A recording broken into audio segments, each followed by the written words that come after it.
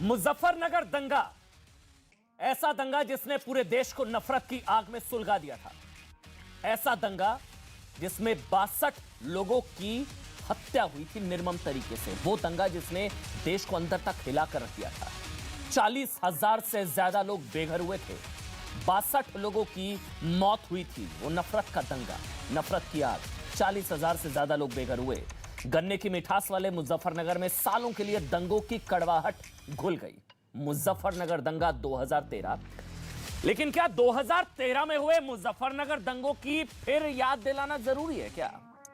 क्या 2022 में 2013 के मुजफ्फरनगर दंगों का इतिहास बताना जरूरी है क्या? ये तस्वीरें भी आपके सामने मुजफ्फरनगर दंगों की। मुजफ्फरनगर दंगों के इतिहास का यूपी के राजनीति शास्त्र में आज कैसा क्या रिश्ता है, जो मुख्यमंत्री योगी आदित्यनाथ, गृह मंत्री अमित शाह, प्रधानमंत्री नरेंद्र मोदी सब यूपी को मुजफ्फरनगर दंगों की याद दिला रहे हैं कि क्या हुआ था मुजफ्फरनगर दंगों के दौरान। नरेंद्र मोदी ने आज वर्चुअल रैली में मुजफ्फरनगर दंगों की याद दिलाते हुए कहा कि पश्चिमी यूपी में जब दंगे हो रहे थे ना, तब पहले वाली सरकारें यानी कि अखिलेश सरकार सैफई में उत्सव मना रही थी। देश जल रहा था, वहां नाच चल रहा था। इससे पहले मुख्यमंत्री योगी आदित्यनाथ ने भी यह कहा था कि मुजफ्फरनगर दंगा न सिर्फ अखिलेश सरकार की देखरेख में हुआ, बल्कि अखिलेश सरकार ने दंगाइयों को बच निकलने में मदद की थी। दंगों में हिंदुओं की हत्या हुई, हिंदुओं को जेल में डाला गया, गांव के गांव खाली हो गए। तो पीएम मोदी और मुख्यमंत्री योगी आदित्यनाथ बार बार चुनावों में मुजफ्फरनगर दंगों की याद क्यों दिला रहे हैं? देखिए, कहा जाता है कि इतिहास इसलिए जानना जरूरी है ताकि भविष्य में हम इतिहास वाली गलती दोबारा ना करें। इतिहास इसलिए जानना जरूरी है ताकि पहले की गलतियों से सबक लिया जा सके। और यह ऐतिहासिक सच है कि अखिलेश सरकार में छोटे बड़े कई दंगे हुए, तुष्टीकरण के आरोप लगे। ऐतिहासिक सच यह भी है कि खुद आरएलडी के सर्वोच्च नेता रहे चौधरी अजीत सिंह ने कहा था कि दंगों के लिए अखिलेश सरकार जिम्मेदार थी। ये उन्होंने कहा था। मैं आज कोट अनकोट उनका बयान भी लेकर आया था, जो चौधरी अजीत सिंह की तरफ से कहा गया था। फरवरी 2013 के महीने में ये उनकी तरफ से कहा गया था। लेकिन आज आरएलडी समाजवादी पार्टी के साथ है, इसलिए सवाल यह है कि क्या 2022 का दंगा मुजफ्फरनगर दंगों पर, मतलब जो चुनाव है, जो दंगल है, वो क्या मुजफ्फरनगर दंगों पर होगा? मतलब दंगों पर दंगल।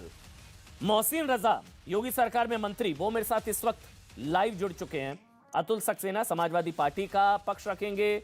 मेरे साथ अवनिजेश अवस्थी जी हैं, दिल्ली यूनिवर्सिटी में प्रोफेसर हैं, पॉलिटिकल एनालिस्ट हैं, चुनावों पर बात करेंगे। और साथ ही मेरे साथ शोएब जमाई साहब हैं। आप सबका बहुत बहुत स्वागत। मोहसिन रजा, मुजफ्फरनगर दंगों की याद दिलाना इतना जरूरी क्यों हो रहा है?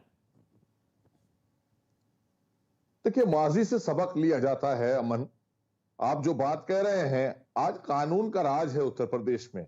आज आम जन बहुत ही महफूज अपने को महसूस कर रहा है। बेटियां, कारोबारी, सभी लोग, उत्तर प्रदेश की 24 करोड़ जनता आज अपने को सुरक्षित महसूस कर रही है भारतीय जनता पार्टी आदरणीय योगी जी की सरकार में।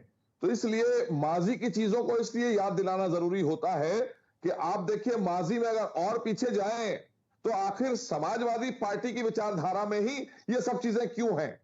अगर आप अयोध्या जाएंगे फिर आप कहेंगे और पीछे आप चले गए। तो अयोध्या में भी तो गोलियां ही चली थी ना, और यहां भी गोलियां ही तो चली। इनोसेंट लोग ही तो बेचारे मारे गए। तो सरकारें तो उन्हीं की थी। तो जब उनकी प्रवृत्ति यही है तो लोगों को बताना भी पड़ता है। जो हमारे लोग हैं, जो हमें सरकार में बैठाते हैं चुनकर, हमें उनकी हिफाजत करना, उनका विकास करना, उनको सुरक्षित रखना, यह हमारी जिम्मेदारी है। प्रदेश में एक अच्छा माहौल रखना, यह हमारी जिम्मेदारी होती है। इसलिए बार बार आप अगर वेस्टर्न यूपी की बात करेंगे तो हम कैराना भी नहीं भूल सकते। जो लोग पलायन करते थे, क्यों पलायन करते थे? वहां पर आए दिन किडनैपिंग, आए दिन हत्या, पेशेवर अपराधी, ये किसके संरक्षण से पल रहे थे? वहां समाजवादी पार्टी के।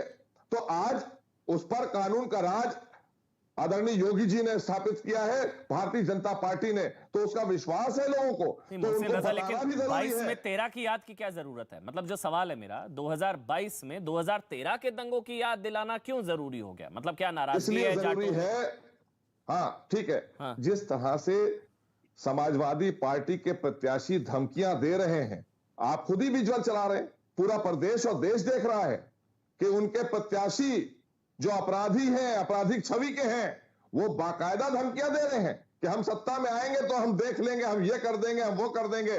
हम इनको भुला देंगे, तो ये धमकियां कौन दे रहा है वहां पर? तो हम याद नहीं दिलाएंगे?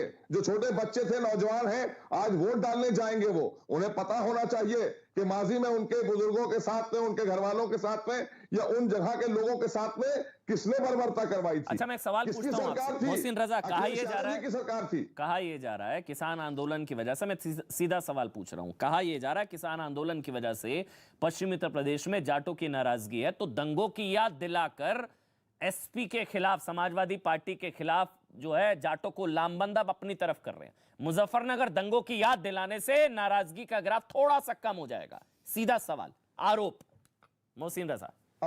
अमन जी, ये आरोप, जिस तरह के आरोप समाजवादी पार्टी लगा रही है, जाट भाइयों ने क्या हमें पहले वोट नहीं दिए? आपने हमारा 12 से लेकर 17 के बाद 19 90% वोट किया है 2019 में जाट भाइयों ने हमको। क्या बात कर रहे हैं वो? हम क्यों इस बात का? लेकिन हां, जिस तरह से आज धमकाया जा रहा है, जिस तरह से वो पलायन याद आ रहा है हम लोगों को, और जिस तरह से उनके प्रत्याशी धमकी दे रहे हैं, वेस्टर्न यूपी के लोगों को धमकाया जा रहा है, तो इसलिए हमें भी चिंता है, और हम इसीलिए अपने नौजवानों को भी जगा रहे हैं, आम जन को भी जगा रहे हैं कि देख लो, ये वही प्रवृत्ति के लोग हैं, ये नहीं चाहते कि यहां पर अमन और चैन रहे, ये यहां पर दहशत का माहौल पैदा करना चाहते हैं, चाहे कांग्रेस हो, चाहे समाजवादी पार्टी हो। आप कह रहे हैं इसलिए याद दिला रहे हैं क्योंकि ये धमका रहे हैं, और ये सत्ता बदलेगी तो फिर ये बदला लेंगे, जो आज प्रधानमंत्री नरेंद्र मोदी ने भी कहा कि ये बदला लेने के लिए आतुर हैं। अतुल जी हैं, अतुल भाई, मोहसिन रजा कह रहे हैं कि आपके नेता जो धमका रहे हैं ना, तो वो कह रहे हैं कि दंगों का रिपीट टेलीकास्ट हो जाएगा अगर आप लोग आगे गलती से, जाटों के साथ फिर वही होगा, हिंदुओं के साथ फिर वही होगा, और ट्रेलर आपके नेता दे रहे हैं धमकियों से। अतुल सक्सेना जी, समाजवादी पार्टी। देखिए अमन जी, मोहसिन रजा साहब ने जो बात कही है वो बात ठीक है कि भाई देखो, जाटों ने 90% वोट दिया, और आज जाट उसी का जो है खामियाजा भुगत रहा है। जिस जाट ने इन्हें वोट दिया, उसी पे इन्होंने गाड़ी चढ़ाने का काम करा, उसी को इन्होंने 12 महीने सड़कों पे बैठाया। एक बात तो ये है। दूसरा, ये धमकाने वाली बात कर रहे हैं, तो धमका कौन रहा है? समाजवादी पार्टी का तो कोई नेता जिसे टिकट देने का काम किया वो तो धमका नहीं रहा है।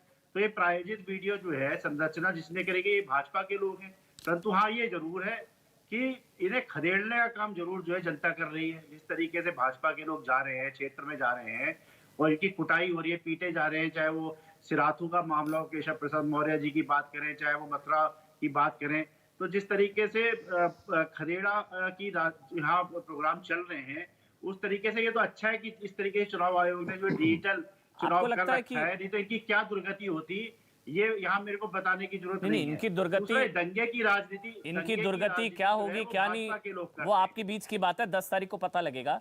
लेकिन अतुल भाई, अतुल जी, बस सवाल ये है कि जाटों की दुर्गति क्यों करना चाह रहे हैं आपके नेता, आपके उम्मीदवार और आपके लोग?